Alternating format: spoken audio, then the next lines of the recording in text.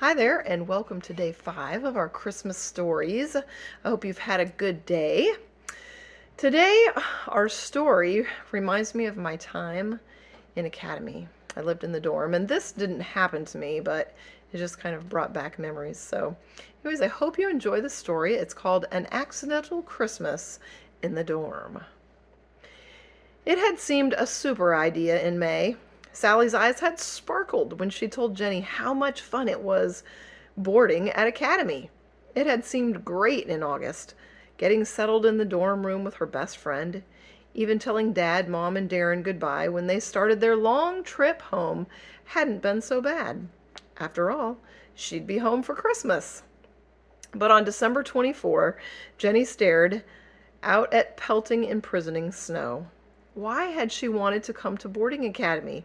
Could anything be worse than being snowbound in a deserted dorm at Christmas? Jenny jerked the curtains shut, wishing wouldn't change the situation. Neither would playing the if only game. If only the worst storm hadn't chosen this year to attack. If only Jenny hadn't believed it wouldn't last. If only the state patrol hadn't issued life and death only as a reason to travel. If only Sally had made her go home with her when she left 3 days ago. Sally's side of the room lay neat and empty. Jenny's side held packed suitcases. The quiet room echoed with a conversation Sally and Jenny had had weeks before. Sally had said, "I'm sure glad I'm not one of those who have to be here on Christmas." A what? Jenny had yawned, not that interested, thinking of her own plans to fly home. A campus Christmas. You know, for the kids who can't get home. Remember, Mom says if anything comes up so that you can't go home, you're supposed to come with me. Sally had repeated the invitation a half a dozen times after that, including just as she left. But Jenny had firmly shaken her head. "I have to go home. The storm won't last forever. I just can't wait to see Mom and Dad and my cat and dog and come on, Sally." Sally's brother had bellowed from the doorway. "If Jenny won't come, she won't. We've got to get out of here or we won't make it." "Merry Christmas!" Sally had torn out in a whirl of flying scarf and mittens. Jenny had shaken the loneliness that had grabbed at her, and she'd touched the precious airline tickets that were her magic carpet. That was days ago, when she was still hopeful. Jenny came back to the present reluctantly. Not even a sprig of holly adorned the dorm room. It hadn't seemed worthwhile to decorate when neither would be there. The only bit of Christmas cheer rested in a star-sprinkled package tied with red ribbon that Sally left to go in your suitcase. Well, Jenny squared her shoulders. Dad and Mom always said the real spirit of Christmas is in what you give, not what you get. She ran a comb through her hair. I can at least see who else is spending Christmas in this jail. She couldn't help laughing at her own comment, and it made her feel a little bit better. A search and discover mission to both wings and both stories of her dorm destroyed that little bit better feeling.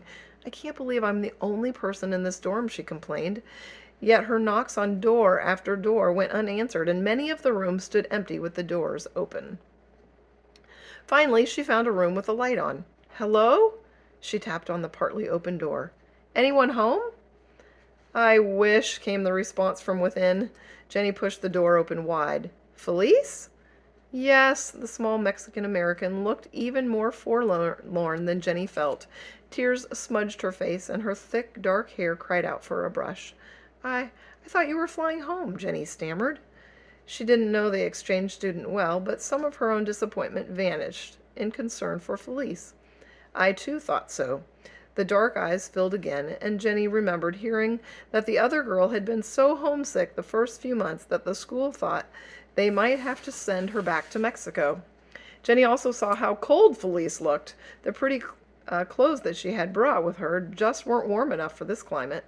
The real spirit of Christmas. Not what you get, what you give. "Okay, Dad, Mom," a little voice inside Jenny said. "I hear you loud and clear." Suddenly she suggested, "Hey, don't you want to move in with me for the holidays? I'm stuck here too." She swallowed hard, but refused to let her feelings get her down. Sally's gone, and I'm so used to her being there that I won't sleep at all with that empty bed just staring at me, especially when I seem to be the only person left in that part of the dorm." Felice hesitated. She glanced around the single room. "It will be permitted?" "Sure." Jenny pulled a suitcase out of the open closet. "Here, what do you want to take? It's not like you can't get back for more or anything." Felice giggled, and she looked a little happier. "See, yes." She ran to the closet, grabbed here and there, and 5 minutes later the two girls headed down the hall together. "We probably better let our house mother know we're here," Jenny said. "Sally mentioned there's always a Christmas dinner for those who stay over." But when they found the house mother, two leftover girls were the least of her worries. "Jenny, Felice, you're needed terribly." "We are? Why?" Something in Mrs. Sawyer's face sent cold shivers through Jenny. "There's been a bad bus accident on the freeway just north of us.